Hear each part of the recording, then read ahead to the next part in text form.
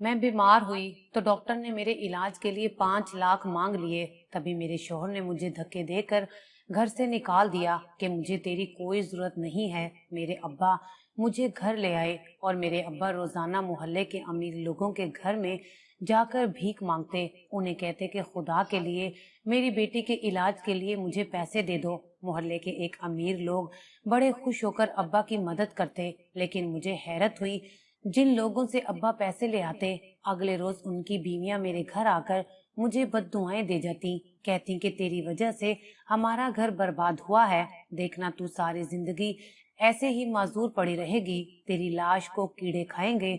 उनकी बातें सुनकर मैं रोने लग जाती कि मैं बीमार तो बिस्तर से उठ नहीं सकती, तो मैंने क्या कर दिया है। एक रोज एक औरत बोली कि आज की रात दवाई ना खाना, तुझे सब पता चल जाएगा। रात को मैंने दवाई ना खाई और ऐसे ही सो गई, मगर कुछ देर बाद मेरे जिस्म से जान निकल गई। जब अब्बा, मेरा नाम फरजाना है, मेरी पैदाइश के वक्त ही मेरी माँ इस दुनिया से चली गई थी। मेरे बाप ने ही मुझे माँ और बाप बनकर पाला था। उन्होंने मेरी वजह से दूसरी शादी भी नहीं की थी। उन्हें लगता था कि सुतेली माँ मुझ पर जुल्म करेगी। वक्त गुजरने के साथ मैं 17 साल की हो गई थी, मगर अब्बा ने मुझे कभी भी किसी चीज का एहसास नहीं होने दिया और मेहनत मजदूरी करके गुजर बसर करते थे। मगर एक बात थी कि अब्बा फोन पर अकेले में किसी से बातचीत करते थे और जब कभी मैं सामने चली जाती तो फौरन से घबराने लग जाते थे। मुझे बड़ी हैरत होती कि इसमें घबराने की ऐसी क्या बात है। अगले ही दिन मुझे देखने कुछ आदमी आ गए। तब अब्बा कहने लगे, तेरा रिश्ता लेकर ये लोग आए हैं और जा जल्दी से इनके लिए चाय का इंतजाम कर। मैं जल्दी से अब्बा के कहने पर चाय बनाने चली गई, लेकिन जब मैं उनके सामने गई तो वो लोग मुझे घूरते हुए ऊपर से नीचे तक देखने लगे। अब ऐसे रोज ही होने लगा था। कई लोग आते और मुझे देखकर चले जाते। मैं जब भी उन लोगों के जाने के बाद अब्बा से पूछती तो अब्बा कहते, ज्यादा फालतू बातें ना बना और जो कहता हूँ वो ही कर। मुझे तेरा रिश्ता करना है और तुझे ब्याह कर अपने ससुराल भेजना है। मेरी जिंदगी का कोई पता नहीं। तेरी माँ तो तुझे पहले ही अकेला छोड़ गई और अगर मैं भी चला गया तो तेरा क्या होगा। मैं सोचती अब्बा को मेरी कितनी फिक्र है, मगर मैं नहीं जानती थी कि अब्बा पर भरोसा करना ठीक ऐसा साबित होगा जैसे अपने पैरों पर कुल्हाड़ी मारना। वो अजीब अजीब आदमी मुझे रोज देखने आते और साथ ही अब्बा को कुछ देकर जाते थे, जिसे अब्बा फौरन छुपाकर एक बक्से में डाल देते थे और साथ ही मुझे कहते, इन लोगों को तू पसंद नहीं आई। इसी तरह दिन गुजरते चले गए थे और अक्सर जब मैं रात सोती थी तो मुझे होश न होता था। जब सुबह उठती तो सर भारी भारी होने लगता था। ऐसा लगता पता नहीं कई दिनों की थकी हुई हूँ। अब्बा सुबह के गए शाम घर लौटते थे और मैं अपना हाल अहवाल किसे सुनाती, अपने दिल का हाल किससे बताती। और अब्बा से अपनी तबीयत के बारे में बात करना मुझे मुनासिब नहीं लगता था। एक रोज जब 2 आदमी मुझे देखने आए तो अब्बा ने मुझे फिर से नाश्ते का एहतमाम करने को कहा। मैंने ठीक वैसा ही किया और जब मैं उन आदमियों के लिए नाश्ता लेकर गई तो मेरे होश ही उड़ गए थे, जब उनमें से एक आदमी ने फौरन ही कहा, मुझे अपने भाई के लिए ये रिश्ता मंजूर है। लड़की बहुत ही खूबसूरत है। मैं तो दंग रह गई थी क्योंकि उसके साथ बैठा उसका भाई काफी उम्र दराज मालूम हो रहा था। वो तकरीबन मुझसे उम्र में 20 साल बड़ा होगा। मैंने अब्बा की तरफ घूरा, लेकिन अब्बा के चेहरे पर तो कोई शिकन तक ना थी, बल्कि वो तो उल्टा उन लोगों का मुंह मीठा कराने लगे और कहने लगे, बस मुझे भी कोई एतराज नहीं है, आप अगले जुमे को काजी को साथ ले आना। मैं बस अपनी बेटी का निकाह पढ़ाकर सादगी से रुखसत करना चाहता हूँ। मुझे बड़ी ही हैरत हुई थी, अब्बा को मेरी शादी की इतनी जल्दी क्या थी और साथ ही वो मुझे इतने बड़े उम्र के आदमी के साथ रुखसत करने को तैयार है। भला अब्बा ये सब क्यों कर रहे थे, मैं नहीं जानती थी। उस आदमी ने घर से जाते वक्त फिर से चुप कराकर अब्बा को एक कागज का पैकेट दिया था। मैं नहीं जानती थी कि उसमें क्या था। उन लोगों के जाने के बाद मैंने अब्बा से काफी गिला शिकवा किया और रोने लगी कि अब्बा ऐसा भी क्या कसूर है मेरा कि आप मेरे लिए इस रिश्ते को हाँ कर बैठे। माना मैं पढ़ी लिखी नहीं हूँ, मगर इस रिश्ते में ऐसी भी क्या खास बात थी जो मेरे लिए इतनी बड़ी उम्र का आदमी तलाश किया। अब्बा कहने लगे, चुप कर, تو اتنی بڑی نہیں ہوئی، تجھے ان باتوں کا کچھ نہیں پتا۔ ابا نے میرے اس رشتے کے لیے میرے ساتھ زبردستی کرنا شروع کر دی تھی۔ میں روتی چیختی چلاتی رہ گئی، مگر ابا نے اس وقت میری ایک نہ سنی اور جمعے کے دن ان دونوں آدمیوں کے آنے پر قاضی بلوا کر میرا نکاح پڑھوا دیا تھا اور مجھے اس اڈھیر عمر آدمی کے ساتھ رخصت کر دیا۔ اب میں سسرال آ چکی تھی اور مجھے نہایت افسوس تھا کہ ابا نے میرے ساتھ ایسا کیوں کیا۔ انہیں ایک پل کے لیے بھی میری خوشی کا خیال نہ آیا۔ اس پر مجھے محسوس ہوا کہ میں ابا کے لیے شاید بوجھ بنی ہوئی تھی۔ میں یہ سب سوچ رہی تھی کہ اچانک میرا شوہر کمرے میں داخل ہوا اور اس کو دیکھ کر تو مجھے حیرت کا جھٹکا لگا۔ وہ تو شراب کے نشے میں دھت تھا اور اسے کوئی ہوش نہیں تھا۔ مجھے شادی کی پہلی رات ہی اس آنے والی نئی زندگی کی ایسی دردناک شروعات دکھائی دینے لگی تھی اور رو رو کر مجھے صرف اس بات کا احساس ہو رہا تھا کہ ابا نے مجھ سے کس بات کا بدلہ لیا ہے، جبکہ بچپن سے آج تک میں نے ابا کی خدمت سر انجام دینے میں کوئی کمی نہیں چھوڑی تھی، اور ابا نے میرے ساتھ یہ کیا کیا تھا۔ سوچ سوچ کر میرے تو سر میں شدید درد ہونے لگا تھا اور دوسری طرف میرا شوہر مجھے انسان کم اور جانور زیادہ لگ رہا تھا۔ میں تو ٹھیک سے اپنے دل کا حال بھی کسی کو نہیں سنا سکتی تھی۔ جب پیدا ہوئی تو ماں چھوڑ گئی تھی۔ ابا نے محنت مزدوری سے مجھے پالا ضرور تھا اور میرا پورا بچپن یوں ہی اسی غربت میں گزرا، اور شادی کے بعد اچھا شوہر اچھا سسرال ہر لڑکی کا خواب ہوتا ہے۔ ابا نے میرے ان خوابوں کو بھی پیروں تلے رون دیا تھا اور اس شرابی آدمی کے سر باندھ دیا تھا۔ مجھے اس بات کا دکھ نہ تھا کہ میرے سسرال میں کسی شے کی کمی تھی، کیونکہ یہ گھر نہیں، یہ ایک کچا سا مکان تھا جس میں ہر چیز کی کمی تھی، مگر مجھے افسوس صرف اپنے شوہر کا تھا۔ اگر عمر میں بڑا ہونا ہی خامی ہوتی تو میں یہ بھی خوشی سے قبول کر لیتی، مگر وہ ایک شرابی، جواری اور عیاش انسان تھا۔ ایسا انسان کون برداشت کرتا ہے؟ ایک روز شراب کے نشے میں میرا شوہر مجھے مار پیٹ رہا تھا اور میں چپ چاپ اس کے ظلم برداشت کر رہی تھی، مگر جب اس نے میرے ابا کے خلاف اول فول باتیں کی اور اپنے گندے منہ سے ان کے خلاف ایسا زہر اگلا کہ مجھ سے برداشت نہ ہوا۔ یہ آدمی تو سراسر میرے ابا پر الزام تراشی کیے جا رہا تھا۔ اس کے بعد اس نے مجھے چھت سے دھکا دے دیا تھا۔ بس اس دن میری جان تو بچ گئی تھی، مگر میرے ساتھ وہ ہوا جو میرے وہم و گمان میں بھی نہ تھا۔ میں کب گری اور کب بے ہوش ہوئی مجھے پتہ ہی نہ چلا، مگر جب ہوش آیا تو خود کو اپنے ابا کے گھر پایا۔ جب میں نے اپنے پاؤں میں کوئی حرکت ہوتی نہ محسوس کی تو ابا ابا کر کے چیخنے لگی۔ ابا نے میرے پاس آ کر بتایا کہ تو چھت سے گرنے سے معذور ہو گئی ہے اور تجھے تیرا شوہر بھی گھر لے جانے کو تیار نہیں ہے۔ وہ رونے لگے تھے۔ بیٹی، میں نے یہ سوچ کر تیری شادی نہیں کی تھی، تو مجھے معاف کر دے، میری وجہ سے آج تیرا یہ حال ہے۔ بیٹا باپ ہونے کے ناطے میں تجھے یہاں اپنے ساتھ لے آیا ہوں اور اب تجھے ہرگز نہیں جانے دوں گا۔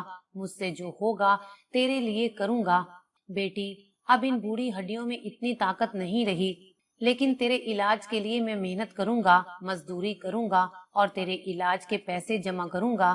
مجھے ابا کی یہ باتیں سن کر بہت افسوس ہونے لگا تھا۔ وہ بیچارے میری شادی کر کے اپنے فرض سے ادا ہونا چاہ رہے تھے، مگر انہیں کیا خبر تھی میرے ساتھ ایسا ہو جائے گا۔ میں اس دن سے بالکل بستر سے لگی ہوئی تھی، میرے پیروں میں کوئی حرکت نہیں ہوتی تھی۔ میں رات کھانا کھا کر سوتی تو مجھے کوئی ہوش نہ ہوتا تھا، جب صبح اٹھتی تو خود کو تھکا ہوا دیکھتی تھی۔ اس حالت میں مجھے کچھ سمجھ نہیں آتا تھا، مگر ابا روزانہ ڈھیروں پیسے لاتے اور کہتے تھے تیرا علاج کروانا ہے، مگر میں جب ابا سے پوچھتی تو ابا کہتے میں گھر گھر جا کر تیرے علاج کے لیے پیسے لے آتا ہوں، اور رات کو میں نے شہر کے ایک بڑے ڈاکٹر سے تیرا معائنہ بھی کروایا تھا۔ اس وقت تو گہری نیند میں تھی، تجھے اٹھانا مناسب نہ سمجھا، اور جب ڈاکٹر نے تجھے دیکھا تو تیرے علاج کے لیے آپریشن بتایا ہے، جس کے لیے مجھے 5 لاکھ کو جمع کرنے ہوں گے۔ ابا پھر سے روتے ہوئے کہنے لگے تو دیکھنا، جلدی ہی تو اپنے پیروں پر پھر سے کھڑی ہوگی اور چلنے لگے گی۔ ابا کی آنکھوں سے جاری آنسو دیکھ کر میں چونک پڑی تھی۔ ابا نے مجھے دوا دی اور کہا جب تک تیرا آپریشن نہیں ہو جاتا تب تک تجھے ڈاکٹر کی یہ دی ہوئی دوائی روز رات کو کھانی پڑے گی۔ अगले रोज अब्बा घर पर नहीं थे। मेरे पास एक औरत आई। मैं घर पर अकेली हुआ करती थी। वो औरत बहुत रोने लगी और मुझे गुस्से से घूरने लगी। फिर मुझे ढेर सारे बद्दुआएं देकर चली गई थी। मैं उससे कुछ कह पाती, उसने तो मुझे मौका ही ना दिया, उल्टा मुझे तंज और ताने देने लगी थी। जब मैंने उसे खुद को बद्दुआ देते देखा तो मेरा दिल लरज उठा था। उसके जाने के बाद मेरे दिल में एक खौफ तारी होने लगा था। ना जाने वो कौन थी और कहां से आई थी, और साथ ही मुझे बड़ी हैरत थी कि वो अपनी तलाक का इल्जाम मुझे दे रही थी। आखिर उस औरत ने मेरे साथ ऐसा क्यों किया था? उधर अब्बा का प्यार देख देख कर मैं शर्मिंदा होने लगी थी कि अब्बा मेरे लिए घर घर जाकर पैसों की भीख मांगते हैं। अब्बा रोज मुझे रात पाबंदी से दवा देते थे, मगर दूसरे रोज भी एक दूसरी औरत आई और मेरे कुछ कहने से पहले ही बोल पड़ी, बेशरम, तू यहाँ बिस्तर पर अंगड़ाइयां तोड़ रही है। तेरी वजह से मेरा घर बर्बाद हुआ है। पूरे मोहल्ले में तुझे मेरा ही शौहर मिला था क्या? वो औरत रोते हुए कहने लगी, जिसे तूने हम मियाँ बीवी में जुदाई डाली है, खुदा तेरे साथ भी ऐसा करेगा।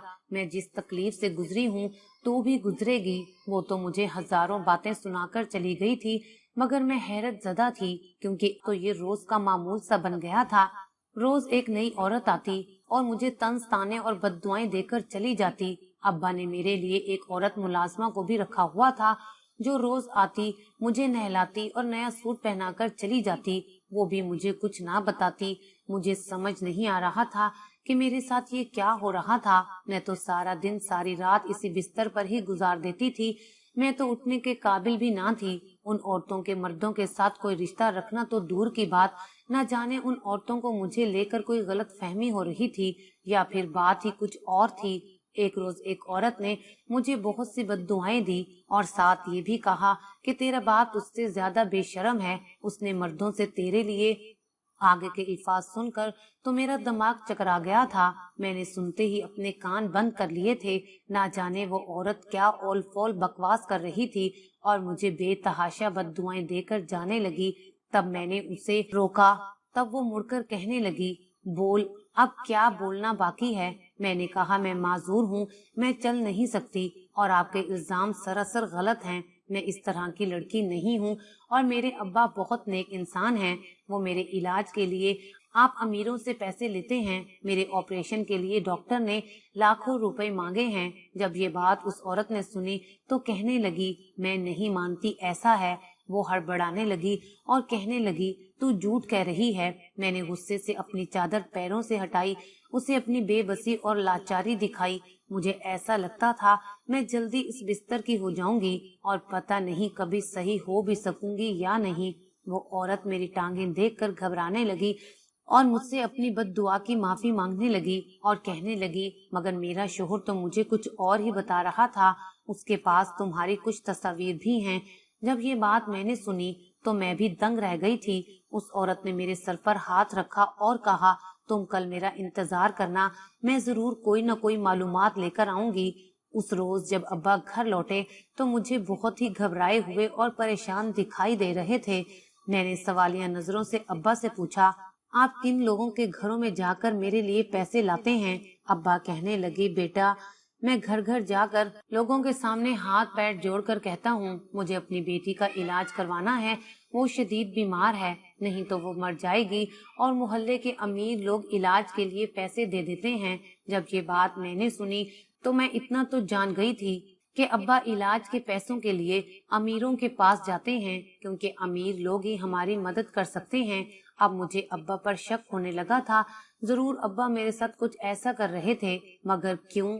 रात अपनी दवा खाकर मैं फिर से गहरी नींद सो गई थी और जब सुबह दरवाजा खुलने की आहट हुई तो मेरी आंख झट से खुल गई थी, क्योंकि वो औरत जो मेरे पास कल आई थी आज फिर से आई और कहने लगी, बेटा, तू मुझे ये बता, तेरे साथ रोज कुछ ऐसा होता है जो तुझे कुछ अजीब लगता हो? तब मैंने जहन पर जोर डाला और कहा, शादी से पहले भी जब मैं रात को सोती थी तो मुझे गहरी नींद आ जाती थी और मुझे अपना कोई होश न रहता था, और जब मैं सुबह उठती थी तो मेरा सर भारी होता था और मुझे अपनी तबीयत नासाज महसूस होती थी। अब भी मुझे ऐसा ही महसूस होता है। रात को क्या हुआ क्या नहीं मुझे कोई होश नहीं रहता। इस बात पर औरत घबराते हुए कहने लगी, तुम शादी से पहले रात सोने से पहले क्या खाती थी? जब मैंने बताया कि दूध का गिलास जरूर पीती थी और अब अपनी दवाई खाती हूँ जो अब्बा इन पैसों से लाते हैं। जब ये बात उस औरत ने सुनी तो कहने लगी, आज जब तेरे अब्बा तुझे दवा दें तो तुमने वो दवा हरगिज नहीं खानी और रोज की तरह ऐसे ही नाटक करके सो जाना है। तुझे सारा सच पता चल जाएगा और अगर ऐसा ना हुआ तो मैं तेरे साथ हूँ, मैं कल फिर से आऊंगी। ये बात कहकर वो औरत चली गई थी। मुझे तो सोच सोच कर भी वहशत आ रही थी, मगर अब्बा को लेकर मेरे दिल में जो शक आने लगा था वो सच सच भी था या नहीं, ये जानना अब मेरे लिए बहुत जरूरी हो गया था। और मुझे अब सिर्फ अपने अब्बा के आने का इंतजार था। और आज जैसे ही अब्बा घर आए तो अब्बा पहले से ज्यादा परेशान दिखाई दे रहे थे और मुझे दवा देकर कहने लगे, बेटी ये खा ले और तुझे अब परेशान होने की जरूरत नहीं है, मैं जल्दी तेरा ऑपरेशन करवा लूंगा। अब्बा मेरे हाथ में दवा देकर जाने लगे। मैंने अब्बा से उस वक्त कुछ ना कहा, मगर आज मैंने दवाई तकिए के नीचे छुपा ली थी और सोने का नाटक किया। मगर थोड़ी ही देर में मेरी तो जान ही निकल गई थी। जब अब्बा ने फोन निकाला और किसी को बुलाने के लिए कहा, मैं आंखें बंद करके सोने का नाटक किए हुए थी। जब 2-4 आदमी मेरे घर आए और बारी बारी अब्बा को पैसे देने लगे। अब्बा ने उनसे पैसे लिए और कहा कि मेरी बेटी बहुत कम उम्र है, इसे ज्यादा तकलीफ ना देना। ये सब सुनकर तो मैं खौफ से कांप रही थी कि मेरा सका बाप मेरे साथ बचपन से ये सब धोखेबाजी करता आया है और पैसों की लालच में कोई सका बाप इतना गिर सकता है, मैं सोच भी नहीं सकती थी। और जब अब्बा चला गया और वो आदमी मेरे करीब आने लगे तो मैंने फौरन ही अपनी आंखें खोल ली थी और जोर जोर से चीखें मारने लगी कि बचाओ बचाओ। लेकिन मुझे हैरत तब हुई जब वो आदमी मुझे देखे देखे लगने लगे।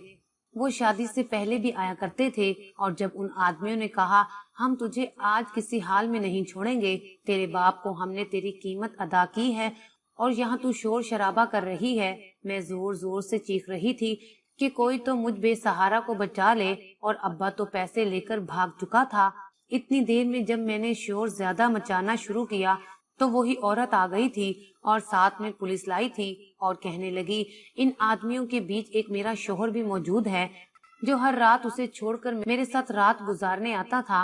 वो औरत कहने लगी, ये सब लोग इस लड़की के बाप के कहने पर उसे पैसे देकर इस लड़की की इज्जत से खेलते हैं और वो बाप कैसा है जो अपनी सकी औलाद के साथ ही। पुलिस ने उस औरत के बयान देने पर उन आदमियों को गिरफ्तार कर लिया था और साथ ही पुलिस को मेरे बाप की तलाश थी। मेरी जान तो उस औरत ने बचा ली थी और मेरी इज्जत भी उस औरत की वजह से आज बच गई थी, मगर रोज मुझे बचाने तो कोई नहीं आता था। उस औरत ने बताया कि मोहल्ले की औरतें तुम्हें इसलिए बद्दुआ देने आती थीं कि तुम्हारी वजह से उनके घर बर्बाद हो रहे थे। उनके शोहर जो भी कमाते वो रात को यहाँ आकर अय्याशी कर जाते। और इस दवा की सच्चाई जब उस औरत ने बताई कि इस दवा के जरिए ही तुम माजूर हो गई हो, जब ये सब मैंने सुना तो अपनी किस्मत पर रो पड़ी। उस दिन के बाद से आज तक मेरा साथ उस औरत ने दिया। उस औरत ने मेरा इलाज करवाया और जल्द ही मेरा बाप भी पुलिस की गिरफ्त में आ चुका था। मगर जब मैं इस काबिल हुई कि अपने पैरों पर चलने लगी थी, तब मुझे उस औरत ने अपने बाप से जेल में एक बार मिलने को कहा कि जाकर उससे अपने सारे जुल्म के बारे में पूछो कि उसने अपनी बेटे की इज्जत को क्यों पामाल किया। जब मैं अपने बाप से मिलने गई तो मेरे ऊपर कयामत ही टूट पड़ी थी, क्योंकि मेरा बाप तो खुदकुशी करके जेल में ही अपनी जान दे चुका था। मगर पुलिस वालों ने उसका लिखा हुआ बयान सुनाया जो उसने कुछ दिन पहले ही दिया था। वो सुनकर तो मेरे होश खता हो गए थे। वो मेरा सका बाप नहीं था, बल्कि उसने मुझे बचपन में 2 साल की उम्र में ही अगवा कर लिया था और मुझे लेकर दूसरे शहर आ गया था। और मेरे साथ बचपन से जो कुछ होता आया था वो सब उसने पैसों के लिए किया था। और सबसे हैरत ज़दा बात ये थी कि उसने मेरा निकाह भी उस उढेर उम्र आदमी के साथ करवाने के लिए भी लाखों रुपए लिए थे और मुझे उस शराबी के हवाले कर दिया था। मगर जब उन्हें इस बात का एहसास हुआ कि मेरे जरिए उनकी तो लाखों की कमाई रुक गई है, तो उन्होंने मुझे वापस उस आदमी को पैसे देकर सीढ़ियों से गिरवा दिया था और ये सारा नाटक करके मुझे वापस अपने पास लाना था। और जब मैं वापस आई तो मुझे बीमारी का कहकर वो दवाएं खिलाना शुरू कर दी। جس سے میرے جسم کے اعضاء نے ایک ایک کر کے کام کرنا چھوڑ دیا تھا اور میں بستر سے لگ گئی تھی، مگر افسوس کہ اس حالت میں بھی انہوں نے مجھ پر رحم نہ کھایا اور میرا غلط استعمال کیا، اور اس طرح اس آدمی نے مجھے دوائیں دے کر اس حالت میں پہنچا دیا کہ وہ دوائیں کھا کھا کر میرے جسم میں کینسر جیسی بیماری نے سر اٹھا لیا تھا اور مجھے آخری سٹیج پر پہنچا دیا۔ اور جب میں نے ٹیسٹ کروائے اور اپنی بیماری کینسر کا معلوم کیا تو میں نے اپنے شوہر کے پاس جانا مناسب سمجھا، مگر وہ ظالم کیا مجھے اس حالت میں اپنائے گا؟ وہ مجھے پہلے ہی بے سہارا چھوڑ چکا تھا۔ آج میں ایک باپ کی قبر پر بیٹھ کر رو رہی تھی اور ان کی بخشش کی دعائیں کر رہی تھی۔ انہوں نے جو بھی میرے ساتھ کیا تھا بہت غلط کیا، مگر میرے دل سے آج بھی ان کے لیے بد دعا نہیں نکلی تھی۔ میں اپنا آخری فرض بھی پورا کر آئی ہوں۔ میں کس دن اس دنیا سے رخصت ہو جاؤں گی یہ میں نہیں جانتی، ہاں اتنا ضرور کہوں گی کہ انسان چاہے جتنا برا کر لے اس کے برے کاموں کا انجام برا ہی ہوتا ہے، اور اللہ کی لاٹھی بے آواز ہے، جب پڑتی ہے تو کسی کو کہیں کا نہیں چھوڑتی، اور کچھ لوگوں کو میری طرح اپنے باپ کے برے کاموں کا انجام بھگتنا پڑتا ہے۔